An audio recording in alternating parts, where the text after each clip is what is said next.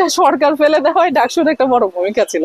এটা এটা আমি দুইটা পয়েন্টে বলি। প্রথম পয়েন্ট হচ্ছে আসলে শেখ হাসিনা ডাকসুর আজীবন সদস্য থাকবেন কিনা তাতে আসলে ঢাকা বিশ্ববিদ্যালয়ের বা ডাকসুর কিছু যায় আসে না, বা এটা খুব অগুরুত্বপূর্ণ একটা জিনিস বলে আমি মনে করি। দ্বিতীয়টি হচ্ছে আমি যেহেতু যখন এক দফা দাবিটি চাই তখনই আসলে এই প্রশ্নটা মীমাংসিত হয়ে যায়। তো আমার মনে হয় যে এটা নিয়ে ফার্দার আর কোনো আলোচনা না হওয়াটাই কাম্য। যেহেতু 19 সালে ডাকসুটি এখনো মানে পরবর্তী আহ মানে কমিটি দায়িত্ব নেওয়ার আগ পর্যন্ত তো আমরাই, তো সেক্ষেত্রে দেখা যায় যে তিনটা সরকার ফেলে দেওয়ায় ডাকসুর একটা বড় ভূমিকা ছিল দেশের ইতিহাসে। তো ডাকসু তো আসলে শুধু ঢাকা বিশ্ববিদ্যালয় না, দেশের জন্য একটি অত্যন্ত গুরুত্বপূর্ণ।